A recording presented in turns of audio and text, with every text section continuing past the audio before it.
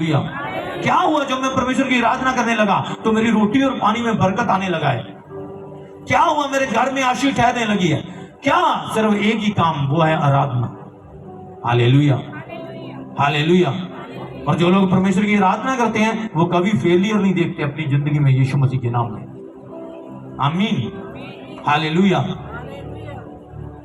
आपको सबको मालूम है कि आज मैंने पिछले संडे बोला था कि आज ऑयल मीटिंग होगी, सबने आना है, और जितने नहीं इसका मतलब वो अपनी अगुओं की आवाज को फॉलो नहीं कर दे। अगुओं की नहीं, वो परमेश्वर की नहीं मान रहे।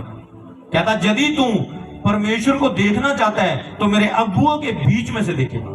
हालेलुया। कहता मूसा जब मैं झाड़ी के बीच में से तेरे साथ बात करूंगा तो यही बात जो मैं तेरे से कर रहा हूं तू लोगों को बताएगा, लोग छूटेंगे यीशु मसीह के नाम में। आमीन। हम छूटना तो चाहते हैं लेकिन अधीनगी में नहीं रहना चाहते।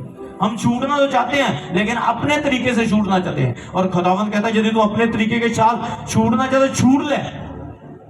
जब तेरी ताकत खत्म हो जाएगी तो तू फिर से मेरे पास आएगा और बोलेगा खुदावंद मैं छूट नहीं पा रहा, मुझे छुड़ा। हालेलुया। उससे अच्छा है, और क्या बोलते हैं, मुड़कुड़ खोती के थे बोलो ओ खोती बन के आण दे नालों चंगा कि खोती। आप जब खोती की बात सुनो तो आप जब बिलाम की हम कहानी को पढ़ते हो, बाइबल कहती बिलाम एक खोती के ऊपर था, वो प्रॉफिट था, परमेश्वर की आवाज को नहीं सुन रहा था। एक खोती जिसके ऊपर वो बैठा था वो परमेश्वर की आवाज को सुन रही थी। इसका मतलब खोती अच्छी हुई या बिलाम? बोलो कौन अच्छी हुई? कुछ आज भी ऐसे लोग हैं जिनके अगर कंपैरिजन किया जाए तो खोते अच्छे हैं उनसे, जो बात को सुनते हैं और दिशा में चलते हैं। हालेलुया। जो दिशा में चलेगा वही जय पाएगा यीशु मसीह के नाम में। जो अधीनगी में रहेगा वही जीत जाएगा। सब बोलो आमीन, जोर से बोलो हालेलुया, हालेलुया। तो एक आयत हम और पढ़ेंगे, निर्गमन 15 उसकी 26 पढ़ेंगे हम।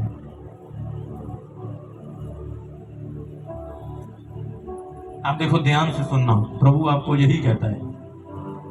कहता यदि तू अपने परमेश्वर यहोवा का वचन तन और मन से सुने और जो उसकी दृष्टि में ठीक है वही करे और उसकी आज्ञाओं पर कान लगाएं और उसकी सब विधियों को माने, तो जितने रोग मैंने मिस्रियों को भेजे वो मैं तुम में नहीं डालूंगा। सब बोलो आमीन, हालेलुया। तो क्या कह रहा है परमेश्वर? यदि तू मेरे वचन को ध्यान से सुने, मन लगाकर सुने। तो बाइबल अगर हम ध्यान से पढ़े तो बाइबल कहती है अपने मन की रक्षा कर। क्या कर अपने मन की? यही बोलेगा तेरे को कि आज चर्च नहीं जाना, और यही बोलेगा कि नहीं चर्च जाना जरूरी है। इसलिए परमेश्वर कहता अपने मन की क्या कर? रक्षा कर। ऊंचा होना चाहते हो? चाहते हो? कितनी चाहते हो? ऊंचा बढ़ना चाहते हो? बरकत चाहते हो? तो परमेश्वर की बातों को ध्यान से सुनना पड़ेगा। कैसे? बोलो कैसे? ध्यान से और मन लगाकर। हालेलुया। और जो ध्यान से और मन लगाकर सुनेगा, बाइबल कहती है, परमेश्वर कहता मैं जो बीमारियां मैंने मिस्री लोगों में डाली है, कैंसर, जुओं की आत्माएं, टीबी, एड्स, पथरियां, एथराइटिस, गठिया, कहता जे तेरे नहीं होगे क्योंकि तू मेरा इजराइली है, तू मेरा चुना गया है, क्योंकि तूने मेरी बातों को, तूने मेरे वचनों को मन लगाकर सुना है। Hallelujah, hallelujah. क्योंकि परमेश्वर अपने लोगों को बीमार नहीं देखना चाहता, परमेश्वर अपने लोगों को तंगी में नहीं देखना चाहता, परमेश्वर अपने लोगों को बीमार नहीं करता। कई लोग कहते हैं कोई नहीं है, परमेश्वर दे लो परीक्षा जे मैं बीमार हो गया थे।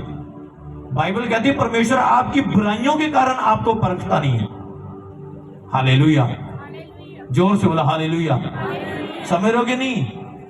अगर ਤੁਹਾਡੇ ਤੇ ਬਿਮਾਰੀ ਆ ਰਹੀ ਹੈ ਤੇ ਲੰਮਾ ਟਾਈਮ ਆ ਰਹੀ ਆ, ਇਹਦਾ ਮਤਲਬ ਤੁਸੀਂ ਪਰਮੇਸ਼ਰ ਦੇ ਵਚਨ ਨੂੰ ਕੰਨ ਲਾ ਕੇ ਤੇ ਧਿਆਨ ਦੇ ਨਾਲ ਨਹੀਂ ਸੁਣਦੇ, ਇਹ ਤਾਂ ਆ ਰਹੀ ਆ।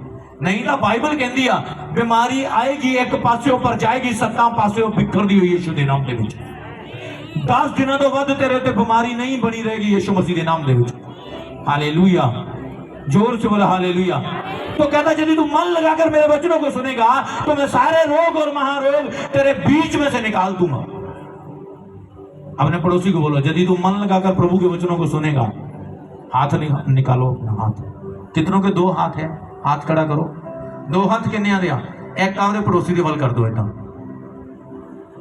बोलो, यदि तू मन लगाकर प्रभु के वचन को सुनेगा, रोग महारोग तेरे ऊपर नहीं बने रहेंगे। सब बोलो आमीन।